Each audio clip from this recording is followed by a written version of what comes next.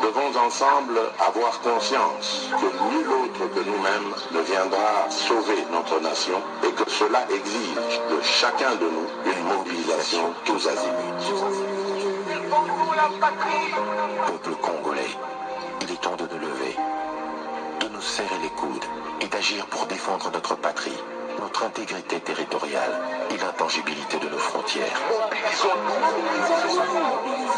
La République démocratique du Congo est victime d'une nouvelle agression rwandaise et des actes criminels et terroristes du M23. Et moi, ils n'ont besoin que de notre encouragement. Dire simplement allez-y FARDC leur suffit comme encensement et force d'aller en avant. Allez-y FARDC, Bendele et Koyate.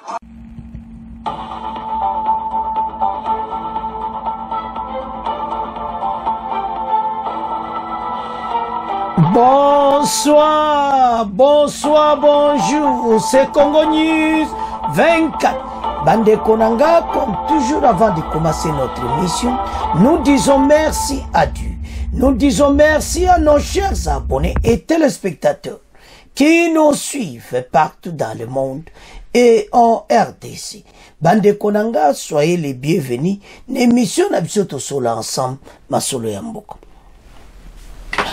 À la une, chers téléspectateurs, on va commencer cette émission Bandeko avec Nord Kivu. Et puis on va parler, il y a la croix au front, et puis Kagame RDF, dos au mur, Bandeko, Makamoza Mouboulou. Parce que la croix est renforcée, Sami DRC, et puis Monusco, Babaz Nango. Macho yo e osuka na ndenge moko mobulo osakanati. Alors baramboka boyebete Joe Biden kalate aokoma na Angola mais kozala prêt Organisation des Nations Unies oyo kosalama la semaine prochaine toko développer wana nyonso ensemble. Alors tozala connecté par ce match d'agression rwandaise et bando koma na suka to développer. Balamboka o émission spéciale o balobaka makamu ya agression rwandaise arrivé à la croix nandeni Biden akozala pe na Angola nande bakosukisa masolo oyo kosuka ndenge nini victoire kozala ya banani tolobaki yango et de ces victoires les anamaboko na biso. Alors, on va commencer directement avec la croix. À quel affront? Tu dois comprendre le scénario. À quel affront? Place Massa Sezo Betama. Koyeba la situation d'Engeza. Alinga mona na misu. Bata violation ou a cessé le feu. Ba koti na katakazaka. Mawatro a visité ba site oyo bazo traité ba soda o bazoki. Monusco a participé nango. Ndeni baza ko aider ba soldats blessés na guerre. Na ba wazalendo bazoki na ba guerre bazo traité ban. Situation tozango à l'est. Bandeko Kagame yeba etazo komana suka do mur makamu ndenge zokende na vitesse oto anango akome na problème parce que akora loin des okoma réalité malgré les petits problèmes oyoti lelo bazoza solution nango kalate oya FDLR. Et puis retrait immédiat. Retrait mokoyoka immédiat de l'armée rwandaise. Vont quitter la RDC. Auparavant, Kagame, Azao Djangondi na ebité. Oh, armée rwandaise va s'attendre à RDC et tout ça, tout ça. Après, comme alibete, soko na wanga na kaka, iko simbate, tikana kotsa, FDLR. Que toujours le Kabango et tout ça, mais n'a payé à Batou. bozana droiti bandeko makambo eza tellement ebele Kagame azokoma na suka, il y a tellement de preuves oyo a violé oyo kaka makambo ya frontière oyo eza international intégrité territoriale RDC a respecté en te. Alors l'Américain va comme devant un problème. Les États-Unis va monter Kagame et Fakindi na batone va quitter la RDC. Alors bani comme d'abord envoyé spécial ya Oni na Kinshasa. La Croix à Kinshasa pour un dossier spécial ya cessez-le-feu. Banani bazo sala, banani bazo salati. Et puis a du avion à Kena front, à Mumbambiro à Sake. Mumbambiro boyoka kito boto la kiona maboko armée rwandaise. Bango bazawana, Samidi Arsi azawana. O kaka suka na béton armé. Baza na place à kolekati. Kagame saison bazako a débandade. Nde baza na place fixée pour le moment. Na front. Alors, la Croix comme na Sake, Masola liboso koloba sur armée rwandaise. Parce que ba preuve tellement par rapport au ni bime nango nyonso. Ya sur le kamawanga nati. Azo obligé kaka kangamana FDLR oyo ba FC Rwanda azwa bango oni atika ki bango na EDC piège kozalati na yeke bandike bela oyo FDLR zaka ba piège te piège malembe piège kozalati parce que dossier oyo eza clairement donc mutinyo sozo comprendre que bakati okana mukusi l'armée rwandaise va quitter le sol congolais et puis batala ba dossier ya FDLR mais maintenant dossier on a déjà ba inspecteur angolais ba ou eza dirigeant la général angolais bande ko batambola bamona pena FDLR bazulukati. On a compris que zaki système à Kagame pour dimbe la katamasuru. Alors tout ce bakoko à FDLR bazong ça on a voir. Alors que ces coco là bazaki na on a problème ti. Tala mensonge et puis même mensonge. Tala oyo balobel okuta ndenge situation comme renverse. Maintenant ba côté sur ma colonne RDC. Alors la décision a été prise. Bazonga Angola. Bango moko. Oyo ba jiba décision ba yo comprendre que ya azay ko sala ba onkarabo. Maintenant makambo comme simple ba moni pena lokuta Kagame et maintenant faut le ka départ nezala ndenga propre. Yango bo moni me Joe Biden bolanda ki diabe monsieur makambo ebere déjà Joe Biden na okenangola. Mazozela conseil ya uni eko banda lundi et ça la une semaine ici dans na octobre à cause de l'Angola. Octobre et cause de la fin ya dossier armée rwandaise agression na ba. Ba profiter à mingi na ba minere na biso. Le but d'abord moni ba pressa il faut pas comme ka Rubaya. Taba kuna Rubaya ba mon pena kopé simbi. Ils avaient besoin de ça. Kagame ayebi ke ba candidature ko simbati. Et loko ya zali na posa na ngoke azwa on tozana ngokuna. Alors que Rubaya isa na ba quantité beletwana. Et Kagame, Kenya, Ouganda, ils ont tout pillé. Mais toi, c'est Kabango. Et ça, c'est ma bébé. Tu continues à faire. Mais bino. Kaka masal makambo tu bilba avanti tu asali sali. Aye komona ke fachi pena azabeto ya sola telimika na pona. Je ne négocierai jamais avec les M23. C'est un coquille vide. C'est Kagame. Et maintenant, aujourd'hui, il a tout accepté. Maintenant, qu'ils aillent battre Bazana 4 pays. Mais ils ont donné un prétexte. Il y a FDLR. Maintenant, Bakore foulé na batuna.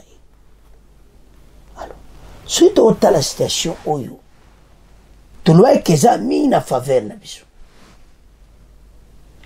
Ba continuer à renforcer l'armée. Ba continuer à bonser l'armée. Parce que 2025, ils ont na biso. Congolais qui se retrouvent na côté makamboto ba obunda na économie. Tout va se saler là. Destination makamunyoso. Fin du mois. Oui. Alors, tous on a un dossier ya Kagame. Et c'est E23 dormi. La croix a qui visite Moko. En tout cas, ba secret bandobima. A solo la batu clé penda uyu ba ndi masulu. Abana yemo fachi ayena batu batikali. Après ba yozo décision ba monaki en tout cas ndenga zaona lelo asana fond ko ede ba sodo bazuka ki kotala bango ay ko pesa message na ye la croix lobi clairement que priorité sa minya ba civil bazuki pe ba kufibeli mais comme temps batika temps pays oyo décoller. Parce que sur Otali, tous les gens, mais les peuples ont souffert. Pourquoi? Même cette guerre, ils ont un bon ébélé. Alors, en finir avec Kagame, et puis on va avec Makamunyo Sotanango. Alors, c'est quoi la croix tanga komi, ayokutana samedi archi, koyeb sabango, et te passe ba ozo minduki. Biloko koya makasi pena pona kubenga na batu. Fuba yeba onke ba okena makasi. Bo nyonso ba viola ki territoire congolais. Ba komona. Oyo wa kosakanati. Alors, mais totanga, to comprendre visite na Goma pour yemo mo na misu nde bazo violer ceci les faits. Kagame RDF Domir 1-23. La croix au front à Sake Samedi Arsi, Sadek suivait. Le secrétaire général adjoint des Nations Unies en charge du maintien de la paix, Jean-Pierre Lacroix, a visité le 18 septembre les différents contingents à la force onusienne brassée à Mumbambiro, près de Sake à 27 km de l'ouest de Goma, au nord Kivu. Jean-Pierre Lacroix réconfortait ses soldats de paix et les encourageait dans leur mission de protection des civils, les invitant à collaborer étroitement sur les forces congolaises et aussi la force de la SADC Sami DRC. Alors, ce que là au monde a clairement que makambo zamine. Et Jean-Pierre Lacroix a réconforté les soldats de paix, encouragé leur mission. Boba Zokaki, na Sami DRC, ya FARDC et tout ça. Il a également chargé avec eux, échangé, je m'excuse, avec leurs préparations et leurs défis. Nabango a discuté préparation, naba défi nabango. Sur place, il a visité diverses installations de la force et la salle de chirurgie tenue par le contingent malawite. Dans la salle Oyo Malawi, baza ko débattu ba docteur malawien, o bato à force à Samedi Arsi, ba kina ba on pona ko traiter bato nyoso bazoki. Kamoza minen, ba wuti wapi Malawi. Cette salle, installée depuis 2 mois, prend en charge les blessés de guerre, notamment des civils et les militaires de FARDC. C'est dans ces installations que les blessés sont pris en charge et stabilisés avant leur évacuation vers Goma. Mais c'est la croix à relever l'assurance qui procure la présence des soldats onusiens aux civils dans cette zone sous menace des rebelles du RDF 23. Donc, à lobby, importance y a armée na bango. Alors que, bisoto yebeke importance Isaiah Sami DRC. Parce que bateau yo, non. Oyo basali biso mawato. Alors, il a exprimé sa reconnaissance à la force de la MONUSCO pour son travail effectué sur le terrain, malgré les conditions difficiles. Nous avons une mission qui est claire, de protéger les populations. Il y a un afflux de prisonniers déplacés dans la zone. Je crois qu'il faut faire le mieux pour parvenir malgré les difficultés. La population a des partenaires, dont la MONUSCO, qui font leur mieux pour atténuer leurs souffrances, pour les protéger, mais aussi pour les ramener à la paix. Le même mercredi, après sa rencontre avec le gouverneur de province, Jean-Pierre Lacroix a également rencontré les autorités de la SAMI DRC à Goma. Pandeko akutani na batebeli. Akutani mena basoda sur le nafron. A soloni la bango. Ko réconforter bango. Et match a été oumeli. Et desi mutako gaya. Donc il faut bailler bayango ke koza ndingo wana. Alors pression sur Kagame a tellement à trop. Azo kokati. Maintenant Joe Biden en Angola. Donc sozotala Angola te éviter. Au moins pas le bail à qui mais à qui makisa ça. Pas ça y ba question ko zoeza ya kosakanati. Ya mwana ki Angola. Angola azo sala nyoso récité zala na makambo na pour parler entre Kagame et Fachi. Tant qu'Angola azo sepe la penande makambo ekende. Donc match zapene ya kosakanati. L'Angola a protéger makambo belé mais l'autre aussi na présent angolais était encore à Luanda on a batika ko changer yango. Batika ondenge zalaki. Bato nyonso bakoma na suka. O nyonso o bazara kata o défaillance contre makambo oyo bapesi. Alors, voilà et pas makambo koza minene. Parce que Kagame aliona mayele sili pression américaine à kosakanati et puis kota Fachi pression kosakanati. Alors, baye bandenge ni tatoyo. Amuna makambo na ye. To développer, to landa excellent. Bonsoir. Ce journal part du Nord Kivu où Jean-Pierre Lacroix a bouclé son séjour de 48 heures. Au deuxième jour de cette mission, c'est jeudi, il a visité différents contingents de la force onusienne basée à Mubambiro, près des Saké, à 27 km à l'ouest de Goma. Sur place, il a visité diverses installations de la force et la salle de chirurgie tenue par les contingents malawites. Cette salle installée depuis 2 mois environ prend en charge les blessés des guerres, civils, FRDC et combattants Ouazalendo. Cela avant leur évacuation vers Goma. Jean-Pierre Lacroix inscrit cette visite de terrain dans le cadre du réconfort afin d'encourager les forces à assurer la protection des civils. On l'écoute au micro de Denise Lukeso. Les enjeux de cette visite, c'est de rendre visite à nos collègues qui sont sur le terrain, d'échanger avec eux sur à la fois l'état de leur préparation, leurs défis et de les encourager à continuer dans leur mission, qui est une mission de protection des civils, qui est une mission au service de la paix, une mission au service de toute cette région, en l'occurrence de Saké Goma, que nous entendons protéger au mieux de nos ressources, au mieux de nos moyens, évidemment en étroite liaison avec les forces congolaises et aussi la force de la SADC SAMI RDC. Donc je suis reconnaissant à la force de la MONUSCO pour le travail qui est fait dans des conditions qui sont difficiles.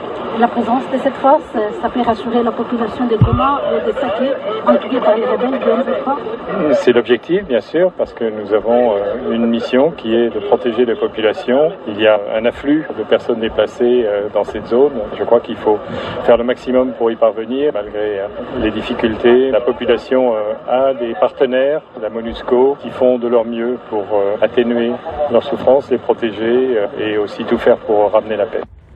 Hier, après sa rencontre avec les gouverneurs militaires des provinces, il a également rencontré les responsables de la SAMI RDC à Goma. Bandeko tolandi bisonyoso.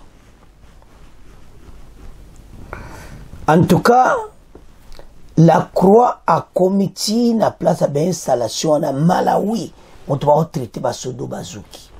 Atali na front a commis à solo na bango. Nasi ba moni ba mortier oyo armée rwandais bazai ko violer ce célèbre.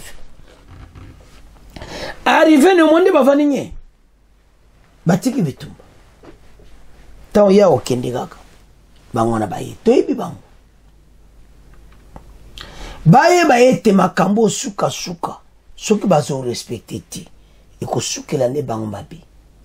Parce que tout le monde va kosangana ensemble. Ndenge salame na 74. Tant ya zolo bana sami DRC ko ba travailler ensemble na MONUSCO et tout ça. Sami DRC ba kopesa sami DRC ba makoki. Pona ko benga na Kagame. Ba moni ke nyonso azai kolobeza ba farce. Azata na support mokoti. Oya koloba ke voile zabo. Alors, situation oyo biso toza na victoire na maboko. Fotoyeba yango nento okena. Le problème est ba homme politique baza divisé et tout ça. Sotali Fayulu, il parlait à lui bien pour na Kagame, mais après wana azo senga nini batu basanga autour de la table. Donc so otala batu na biso zo salama parce que tant toza nango. Mungu na zesu na place a kopema te. Fuko bengana ye. Nde to la policier baki ya ki ko bomba ndeko na biso ko zonga na cercle. Alors situation to komenango. Tebete makambo zo komana suka. Arrivé à Biden Angola, et ça peut faire ma soule. Parce que ça a un problème sur lui. Makambo tu es l'équipe RDC penazana oyo kaka. Makambo nyonso en faveur na biso. Kaka maza découragé na ndenga mukiti. Mais ako vivre yango parce que oyo basali badeko basali ezamawa. Alors bandeko situation tozana à l'est batu bakoti beli. Soko otala implication me ba américain tout ça. Bango ba uto peksa ba lui c'est les fêtes. Kagame alandite. Mais pourquoi makamusu pe ba kosili sango bongote? Bateau dégage et quitte les sols congolais. Mais bazo prévenir. Été ba memangona ndenge wana ya calme à tout ça. Mais un 23 solo batanto ma solo netalieti. Kasi bundati. Amonika la croix na kata terrain. Abi machi amuburu. Amumbambiro. Et pas bitumbe wude ko toko wazenga botole ki bakotora tout. Faire de ça en force. Le problème qui est les photos croix na bango était victorisé par na bango. Ton motivé bango, on a qu'une seule armée. Alors, maintenant, tout le monde qui est oye panzani partout, il y a visite à Joe Biden en Angola. Pourquoi? À l'India zokenda avant mandat nae. Tamba soula kina Lorenzo alubaye que il faut qu'il Angola. Alors, nama solo na bango ba bongsa itakokin. Mais après conférence à Nations Unies, oye ko la semaine prochaine.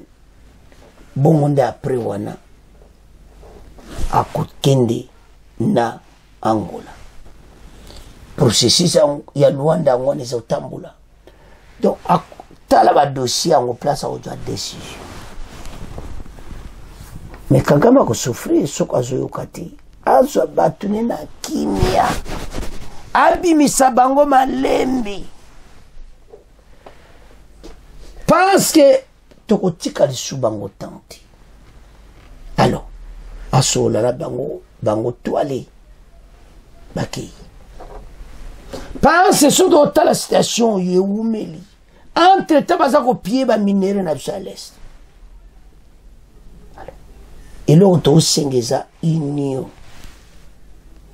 tozala nsima ya peuple to défendre notre territoire jusqu'au sacrifice suprême. Alors soki tokotala omona clairement ete vraiment toza kotelema mpona ko badossier oyo toza nango totelema mpe toavance nango ezosenga ete vraiment biso nyonso totelema mpona kobengana oyo nyonso oyo eza ya biso te biso totelema pour l'aventure et puis totenir yango totelema sur notre aventure tokumisa yango mpe toavance nango. Alors bana mboka dossier na biso tokomotika yango ndenge ezali me biso totelema tokoma mpe na bagaya nango mpe makambo eavance. Alors sur ce bakozala na position moko ya faiblesse biso totelema mpe toavance nango. Alors tolanda otomea kocomprendre parce que soko otali bien na oyo toyoki wana so jo ata oyoka olanda mpenza ocomprendre koma bato oyo batelemaki koma biso totelema mpona dossier oyo togaye yango epuis banguna batikala na position na biso totelema. Alors ezosenga ete biso nyonso totelema mpona oyo tozovivre totelema na yango epuis baaventure nyonso tobenga na monguna totelemisa yango na nzela. Alors bana mboka tobatela ce pays tozala pour mpe toavance ekozala kitoko.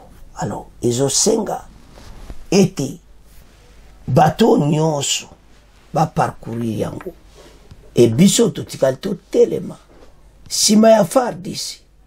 FARDC aza makambo aza na vraiment oyo kaka baza mpe na kati ya masolo. Alors yango tozosenga ete bo couvrir biso on a qu'une seule armée bozala kati na biso mpe tobengani bango sur ce tokome na bapoint oyo biso nyonso towana ba yango mpona ete mboka oyo ekei liboso. Pays na biso ewuti na makambo ebele me lelo oyo nzambe asungi Kagame akome na problème. La croix arrivée nende bozomona wana azozonga na victoire na biso akomema yango parce que toujours ba condition même oyo bato baza côté par biso salamawa. Mais nous allons vivre, nous allons avancer. Munguna toko chai à l'écart pe toko gagner match bana mboka.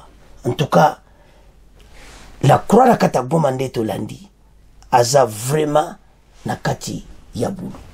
Alors pe a kena front pa yeba nyonso tango ozom passe semaine prochaine mote kopelati bango nyonso wa président bazawana na New York et pas masole kotoka. Alors nyonso wana intérêt à pays d'abord et puis o nyonso de pays o nyonso o tozolobela ezete mboka oyo tokogaye guerre oyo ata ewumeli atande tozoyoka wana o esali boyi biso kaka ba vainqueur.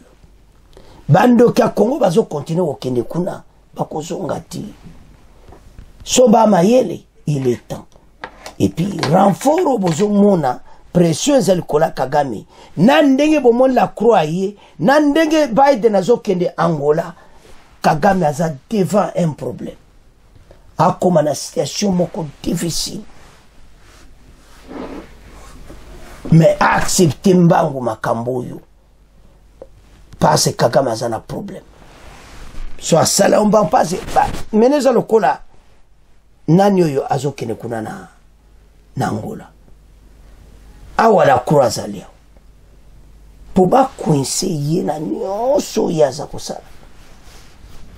Alors bandeko en tout cas dossier ya Angola nde bakosola kuna ba décision kozwama et ça toujours à notre faveur et qu'on dit jamais qu'aucune faveur à Rwanda parce que ça c'est le sol congolais et on a des preuves. Alors bitumba oyo to komana onasuka mais biso nyonso sima ya FARDC et wazalendo 100%. Alors banamboka tolandi biso nyonso tobando komana fait mission bon continuer qu'on s'abonner bon partager comme d'habitude. Kagame Doomi. Au revoir, à la prochaine.